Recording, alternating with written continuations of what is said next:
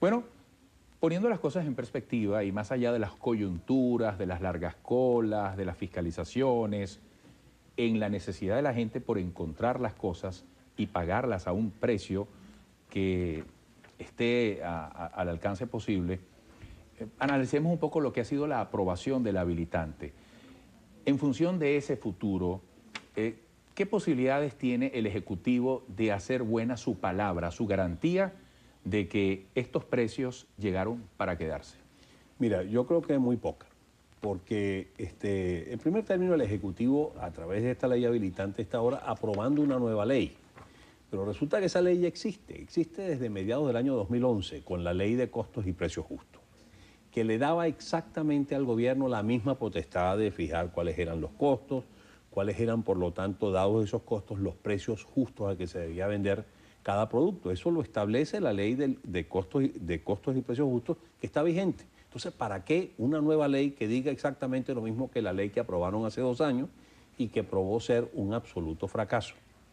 Cuando se comenzó a implantar la Ley de Costos y Precios Justos, se tomaron 19 rubros, mayormente de productos alimenticios. Se congelaron los precios de esos productos mientras se analizaban sus estructuras de costos, y después se le dijo a los productores de esos productos: bajen el precio 20, 25, 10, 12%, y bajaron los precios. Bueno, eso al principio tuvo un impacto, desaceleró la inflación en los primeros meses del año 2012, que fue en los primeros meses cuando se comenzó a implantar esa ley. La inflación se desaceleró, pero todo el mundo sabía que eso era pan de un día, flor de un día, porque eso rápidamente iba a condenar a muchos productores y distribuidores a trabajar a pérdida, y que por lo tanto iban a aparecer graves problemas de desabastecimiento y de escasez que iban a obligar a revisar esos precios, y por lo tanto a que se materializara un rebote de precios como el que se materializó en los últimos meses del año 2012, y plenamente una inflación realmente fuera de control a partir del año 2013. Es decir, se cumplió lo que nosotros todos estábamos esperando que se iban a producir con esa ley. Bueno, ahorita en lo que estamos es exactamente en el mismo punto en que se estaba a mediados del año 2011, donde se decía que la inflación era producto de la especulación, que el gobierno tenía que poner coto a eso. Se aprobó la Ley de Costos y Precios Justos, como ya te dije, con la finalidad entonces de fijar los precios justos de acuerdo a la estructura de costos, y nada de eso funcionó. Estamos nuevamente viviendo un nuevo episodio, repitiendo el mismo episodio ahora. ¿Por qué eso no funciona? Porque esa es la pregunta que tenemos que hacer. Eso no funciona en primer término porque eso exigiría, para que pudiera más o menos funcionar, una estructura de eficiencia descomunal que no la tiene el Estado. ¿Para regular? ¿Para controlar? No, para primero, por ejemplo, estructurar cuáles son los costos en que tú incurres. Porque cuando tú le dices a un distribuidor, a un comerciante, a un productor, a un mayorista: usted no puede vender así, no a tanto, ¿ok?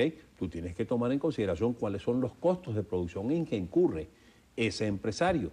Porque si tú no los tomas en consideración, eso no te importa, si tú no los analizas o estudias, pues obviamente tú cometes injusticias. En algunos casos, unos podrán perfectamente vivir o hasta beneficiarse con los precios que tú estableces, pero otros no, porque hay empresas que son mucho más eficientes, empresas que tienen por sus dimensiones unas estructuras de costos por unidad muchísimo menores que otras, y por lo tanto, ¿cómo tú vas a pretender que tú vas a tener el conocimiento y la capacidad de conocer caso a caso cuáles son las estructuras? Después, tú, por ejemplo, eso beneficiaría quizás a los más grandes, en contra de los más pequeños, que serían los más perjudicados, pero los más pequeños son los que tienen las estructuras de costos medios más altos.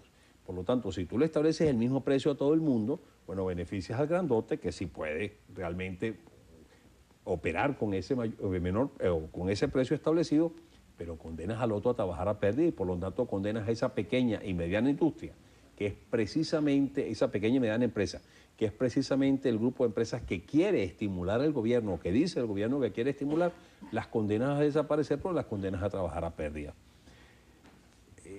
Eso no funciona. Mira, después el gobierno, una de las cosas que hace es que te dice, no acepta determinados tipos de costo que son realistas.